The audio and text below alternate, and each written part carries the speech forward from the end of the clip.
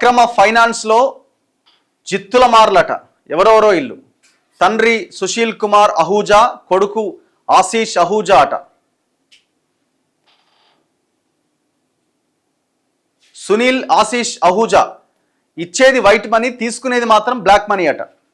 Real ఎస్టేట్లో పేరొందిన వారంతా బాధితులే. ఒక్కొక్కటిగా బయటపడుతున్న అహూజా బాగోతాలు.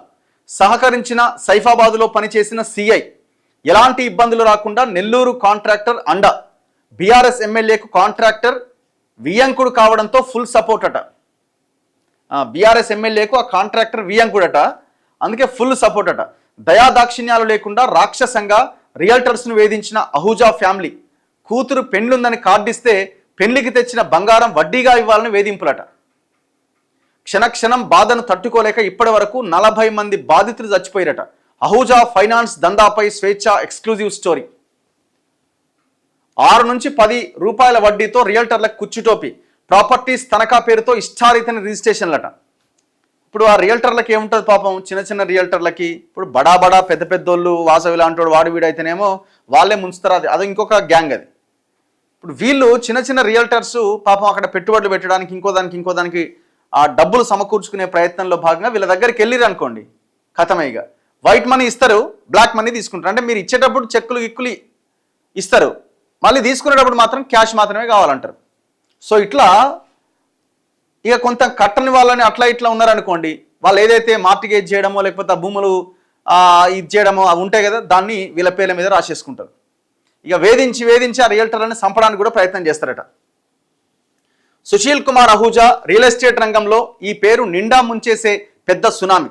రియల్టర్ల అత్యాశే పెట్టుబడిగా ఇతను సాగించిన దందాకు ఎందరో బలైపోయారు. హైదరాబాద్ హవాలాకు కేరాఫ్గా పేరొందిన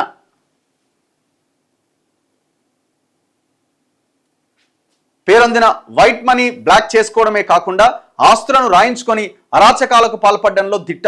ఈ మేరకు పోలీసులకు ఫిర్యాదులు అందుతున్నట్టుగా సమాచారం.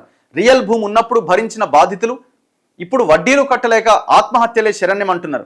సెక్యూరిటీ డిపాజిట్స్ అంటూ 30% ఆస్తులు రాయించుకొని చెప్పా పెట్టకుండానే అహూజా అమ్మేసుకుంటున్నాడట. ఇతని డబ్బు పిచ్చిని తట్టుకోలేక 3 భార్యలు వదిలేసిరట. ఫైనాన్స్ జిమ్మిక్కులు. సూట్ కేస్ కంపెనీలతో ఒకేసారి వైట్ మనీ 100 కోట్లు ట్రాన్స్ఫర్ చేయడంలో అహూజా ఆరితేరిపోయాడు. 10 కోట్ల క్యాష్ కావాలంటే ఒకేసారి పంపించగల ఆర్థిక స్కామర్గా మారిపోయిందట. అందుకే ఏ పార్టీలు ఇతన్ని టచ్ చేయట్లేదట. అంటే అన్ని పార్టీలకు ఫండింగ్ ఇచ్చుంటాడు ఈ పార్టీకి, అంతే కదా. రాను అరాచకాలు పెరిగిపోతుండటంతో బాధితులు బయటకు వస్తున్నారు. ఫైనాన్సర్ ముసుగులో కష్టపడి సంపాదించుకున్న ఆస్తులను కాజేస్తుండడంతో ఆత్మహత్యలు చేసుకుంటున్నారు. అహూజా మాయ ఎలా ఉంటుందంటే, అవసరమని పోతే మాయ మాటలతో బ్యాంకు వడ్డీకే తీసుకెళ్ళండి అని చెబుతాడట. నైస్గా ఆస్తి తన పేరు మీద రాయించుకుంటాడట. తర్వాత 3 నెలలకు ఒకసారి వడ్డీ ఇవ్వాలి అంటాడట. మొదటగా 2 రూపాయల చొప్పునే తీసుకుంటాడట. రిజిస్ట్రేషన్ విలువ తన సొంత అకౌంట్స్ నుంచి బదిలీ చేస్తాడట. మిగతా కొంత మొత్తం 2-3 అకౌంట్స్ నుంచి వస్తాయట. కానీ వడ్డీ అసలు ఇచ్చేటప్పుడు మాత్రం పంపించిన అకౌంట్లకు వేయొద్దు, పూర్తిగా క్యాష్ రూపంలోనే కావాలి అంటాడట. అందుకు వడ్డీతో కూడి అసలు మొత్తం తీసుకెళ్లి ఇస్తే తీసుకుంటాడు. అప్పుడే అసలు రాక్షసుడు బయటకు వస్తాడు.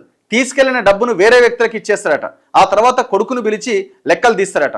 వాళ్ళ ప్రాపర్టీ ఆ క్షణం వరకు అమ్మితే ఎంత వస్తుందో అంత ఇవ్వాలి అని చెబుతారట. ఇవేం లెక్కలండి అని ప్రశ్నిస్తే, మీరు మా వద్ద 10 రూపాయల వడ్డీకి తీసుకున్నారు, ఆ మొత్తం ఆస్తి విలువ అంతే ఉంది, మీరు పూర్తిగా ఇచ్చి తాకట్టు పెట్టిన ఆస్తిని మీ పేరు పైన మార్చుకోండి అంటూ సెలవిస్తారట. మళ్ళీ అప్పటి నుంచి మొత్తం సొమ్ముకు వడ్డీ మీటర్ తిరుగుతుంది. చెల్లించకపోతే తాను రాయించుకున్న ఆస్తిలోకి పొజిషన్ తీసుకునేందుకు ప్రయత్నాలు చేస్తాడు. పోలీసులను మేనేజ్ చేసి పేపర్లు చూపించి కొనుగోలు చేశానని నమ్మించి నట్టేట ముంచుతారట. ఇక మళ్ళీ పోలీసులు ఇందులో ఇన్వాల్వ్ అవుతారు. పోలీసులతో మేనేజ్ చేస్తాడు. 2019 ఎలక్షన్లకు ముందు సైఫాబాద్ పోలీసులకు తన కుమారుడు ఆశీష్ 7 కోట్లతో పట్టుబడ్డాడట. అప్పటి పోలీసులను మేనేజ్ చేసి తన కొడుకు పేరును తొలగించి డ్రైవర్ తన పేరును చేర్చిండట. ఇప్పుడు ఆ కేసును మేనేజ్ చేసేసిండట. అప్పుడు సైఫాబాద్ SHOగా పనిచేస్తున్న సిఐ మేలు చేయడంతో ఇప్పటికీ తనతోనే సివిల్ మ్యాటర్లో ఫైనాన్స్లో ఇన్వాల్వ్ అవుతున్నారని బాధితులు చెబుతున్నారు. అన్ని కమిషనరేట్ల పరిధిలోని పోలీస్ స్టేషన్లలో సిఐలను మేనేజ్ చేసి పొజిషన్ తెప్పించుకుంటాడట. పోలీసులు సివిల్ డ్రెస్లో సైట్ల వద్దకు వెళ్తుంటారట. ఎవరైనా రియల్టర్ తన దగ్గర 2 కోట్లు తీసుకుంటే ఏడాదిన్నరలోనే 2 కోట్లు చెల్లించినా మరో 4 కోట్లు ఇవ్వాలంటాడట. లేదంటే నీ విల్లా స్వాధీనం చేసుకుంటామని బెదిరిస్తారట. ఫైనాన్స్ ఇచ్చే క్రమంలో బ్లాంక్ చెక్కులు, బాండ్ పేపర్లు, వైట్ పేపర్ల పైన దాదాపు 20 సంతకాలు తీసుకుంటాడట. ఇండ్లు ఖాళీ చేయకపోతే తానే అద్దెకిచ్చినట్టుగా రాయించుకొని న్యాయపరంగా టైటిల్ను స్ట్రాంగ్ చేసుకుంటాడట. వసూళ్లలో అరాచకానికి పరాకాష్ట. ఆస్తులు అమ్మే క్రమంలో ఓ రిటైర్డ్ జడ్జి పేరును ఆర్బిట్రేటర్గా పేర్కొంటాడట. అతనే నిర్ణయిస్తారని agreement of sale and general power of అటార్నీలు రాయించుకుంటాడట. సేల్ డీడ్లో కూడా ప్రస్తావిస్తారట. దీంతో లిటిగేషన్ ద్వారా భూమిపై హక్కులున్నాయని కోర్టులో కేసేసిన ఆ ఆర్బిట్రేటర్కు రిఫర్ చేస్తుంటారట.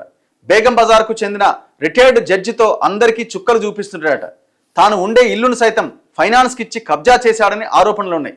తల్వార్ హ్యుదయ్ అనే ఓనర్కి చెందిన ఇంటిని కొనుగోలు చేశానని చెప్పుకున్నా అది లాగేసుకున్నదే అట. ఇది సిటీలో ఉన్న చాలామంది పెద్ద మనుషులకు తెలుసు. ఎవరైనా వడ్డీ చెల్లించకపోతే వాళ్ళ కార్లు సైతం లాగేసుకుంటాడట, తర్వాత అమ్మేస్తారట. కూతురు పెండ్లుందని ఓ బాధితుడు కాళ్ళ వెళ్ళబడ్డా కనికరించకుండా బెంజ్ కారును బలవంతంగా రాయించుకుండట. చివరకు మెడలో ఉన్న చైన్ కూడా లాగేసుకుండట. ఒక్క విజిట్కే డబ్బులు తీసుకోవడానికి ఇంటికి వెళితే 2000 రూపాయలు ఫైన్ వేస్తాడట. ఇదేందా ఇది? అది తీసుకొచ్చిన ఉద్యోగికి ఇవ్వకుండా అతనే మొదటగా డబ్బులు లాగేసుకుంటాడు. దీనికి తోడుగా పెనాల్టీలు, ఛార్జీలు అంటూ చక్రవడ్డీలు, బారు వడ్డీలతో 3 నెలల్లో వడ్డీ ఇవ్వకపోతే నరకం చూపిస్తాడు. 10 రూపాయల నోటు వాట్సాప్ పంపి అది ఇచ్చిన వారికి డబ్బులు ఇవ్వాలని ఒత్తిడి తెస్తాడట. ఇలా అనేక రకాలుగా తన వద్ద 1 రూపాయి ఉంచుకోకుండా మొత్తం రోడ్డుపైనే హవాలా నడిపిస్తాడని తెలిసిన వ్యక్తులు చెబుతుంటారు. ఇక పెద్దల పేర్లు చెప్పి దందాలు చేస్తున్నట. దీని వెనకాల ఎవడో పెద్దోడు లీడరే ఉండి ఉంటాడు, ఇంకేముంది. ఇప్పటి వరకు 40 మందికి పైగా ఇతని టెన్షన్ తట్టుకోలేక గుండెపోటుతో చనిపోయారట. మరికొందరు ఆత్మహత్యలు చేసుకున్నారట. ఎక్కడా కేసు నమోదు కాకుండా జాగ్రత్త పడతారట. సూసైడ్ నోట్ రాసిన అప్పటికప్పుడు మేనేజ్ చేసి బయటకు రాకుండా వాళ్ళ ప్రాపర్టీ రిలీజ్ చేస్తాడని తెలుస్తున్నది. ఇలా అనేక మందిని ఇబ్బందులకు గురి చేస్తున్న సునీల్ అహూజాను అరెస్ట్ చేసి ఆస్తులు అప్పగించాలని బాధితులు కోరుతున్నారట. బయటికి రండి బాస్, అందరూ లోపల తన్నుకుంటే ఏమొస్తుంది? బయటకు వచ్చి వాస్తవాలు బయట పెడితే జనానికి తెలుస్తుంది. అప్పుడేమన్నా ప్రభుత్వంలో కూడా కదలికి వస్తుంది. చూడు ఎట్లుందో కథ. గిట్లాంటి మాఫియాలు తయారైన తర్వాత ఏడాయిగా